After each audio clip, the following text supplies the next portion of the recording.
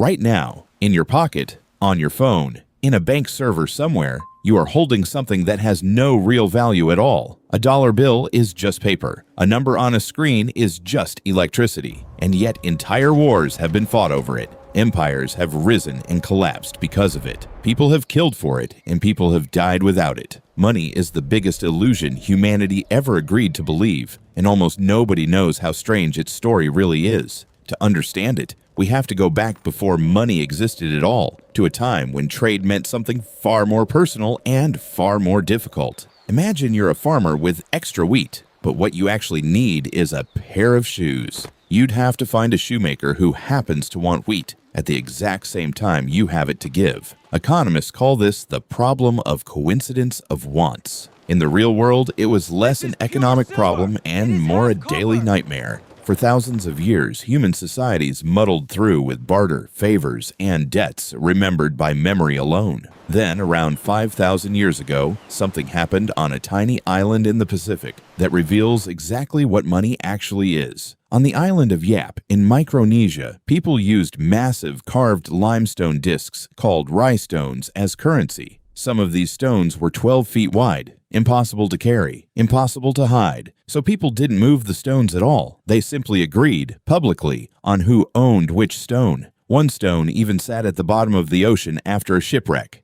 and everyone still agreed it counted as wealth because everyone remembered the story. That's the secret nobody expects. Money was never really about the object. It was about shared belief. Ancient civilizations discovered this again and again in different forms. Mesopotamian temples kept clay tablets recording grain debts as early as 3000 BCE, arguably the first form of accounting-based currency. Ancient Egypt used weighed measures of grain and precious metal for trade. But the breakthrough that changed everything happened around 600 BCE in the kingdom of Lydia in what is now Western Turkey. King Alyats and later his son Croesus began minting coins made from electrum, a natural alloy of gold and silver, stamped with an official seal. For the first time, a piece of metal carried a guarantee. You didn't need to weigh it or test it. The stamp itself was the promise. This single idea, standardized government-backed currency, spread through Greece, then Persia, then Rome, and it reshaped how empires functioned.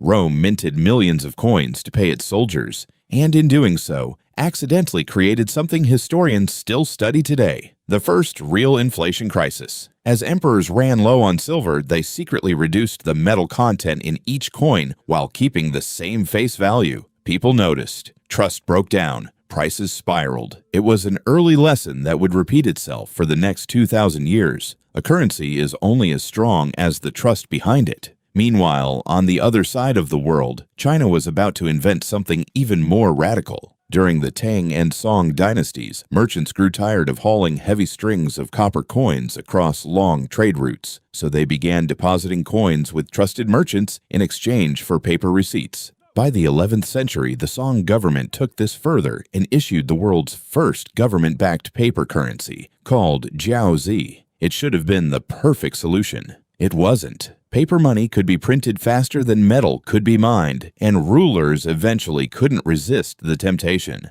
Overprinting triggered brutal inflation, and by the time Mongol rulers took over under the Yuan dynasty, paper money had already taught the world an uncomfortable truth. Money backed only by promises can collapse the moment people stop believing the promise. Europe was slower to trust paper, clinging to gold and silver for centuries. But trade with Asia, the Americas, and Africa exploded during the colonial era, and suddenly the world needed a way to move value across oceans without literally shipping crates of gold. Banking families like the Medici in Florence pioneered bills of exchange, paper documents that let a merchant in Venice pay a merchant in London without a single coin changing hands. Banking, credit, and modern finance were being born. By the 19th century, most major economies adopted the gold standard, pegging their currency's value directly to a fixed amount of gold. It felt safe, stable, almost mathematically honest, but it had a hidden weakness.